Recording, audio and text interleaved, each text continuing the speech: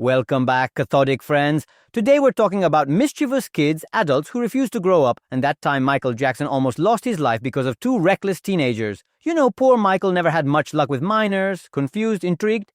Well, so was I, when I started digging into the behind the scenes of one of the 1980s classics, Silver Spoons.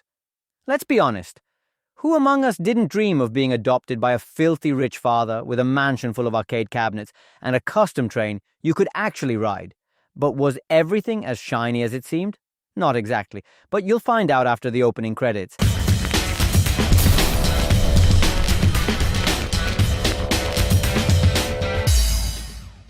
In 1981, the box office hit was the romantic comedy Arthur, which made Dudley Moore the comedic actor of the moment.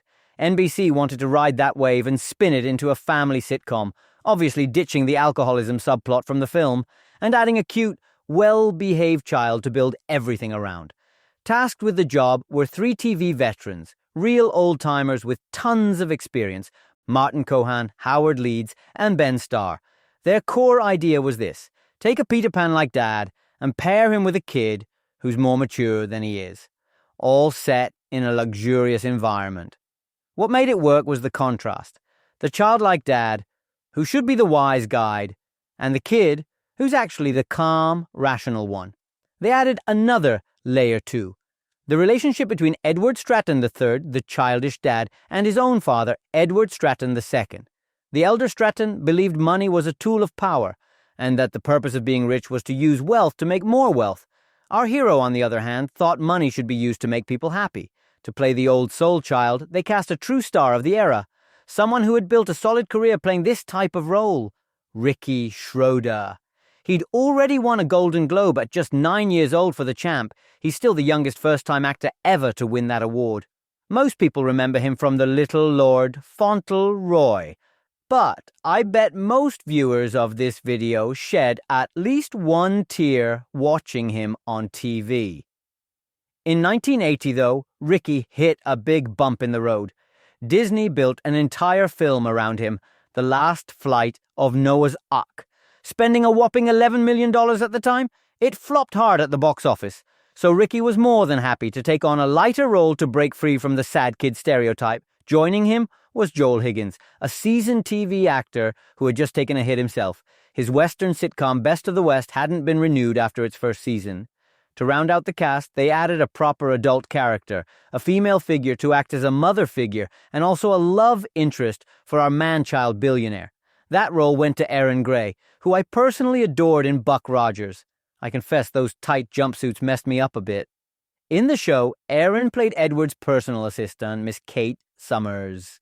To give Ricky a comedic sidekick, they brought in another young talent, Jason Bateman, whom I absolutely loved in Arrested Development. And yes, there's a whole video about that show on this channel. It's amazing.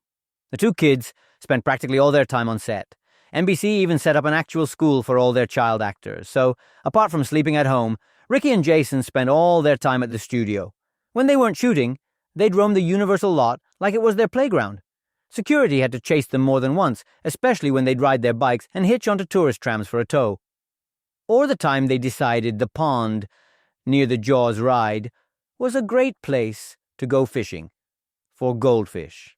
So there they were, rods in hand, focused on catching fish while a giant mechanical shark popped out of the water, stunning the poor tourists watching. But the worst was the time they zoomed out of a soundstage on their bikes and crashed right into poor Michael Jackson, who just happened to be walking by. Luckily, no one got hurt, and Michael, being a fan of the show, was cool about it. Still, their friendship ended abruptly, though not because of the kids themselves. The real issue was that Jason Bateman's character was too popular, a bit too popular. Ricky's agent and the producers worried that Jason might overshadow the star.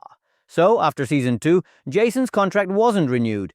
Instead, he got offered the lead in a new sitcom, It's Your Move. In an interview, Jason said, "There was no fight. One day we stopped seeing each other, and that was that." Sad, but pretty common in the business. The series did well for its first 3 seasons, but then 60 Minutes on CBS, which aired at the same time, blew up in ratings, and NBC pulled the plug after season 4. Still, the reruns did really well in syndication, and there was a loyal fan base still craving new episodes. So, a group of local stations funded a 5th season. Did anything change with syndication? Not really. That last season existed mainly to push the episode count past 100, the magic number for making a show viable in syndication sales. One final curiosity, there was a crossover between Silver Spoons and Different Strokes, which fans of both shows loved.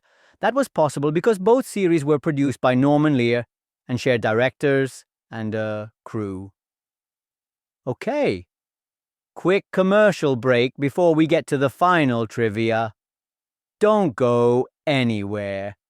If you enjoyed the video, please give it a like, leave a comment, subscribe, and if you're feeling generous, consider supporting the channel.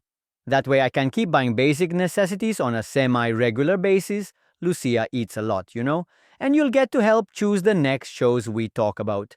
Also, if you like the shirts I wear, you'll find them all in my brand new store. Link in description. They're fairly priced and I'll even cover the shipping. Now, on to the trivia. Remember the little train the Stratton family used to ride around their villa? Well, that thing was a real working steam train, just scaled down, and it terrified everyone on set because it was basically a huge pressurized boiler chugging through the house.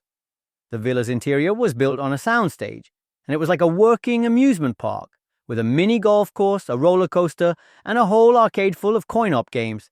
And guess where all the NBC child actors would hang out when not filming? That's right, there. They often held impromptu video game tournaments, sometimes even with the grown-ups joining in.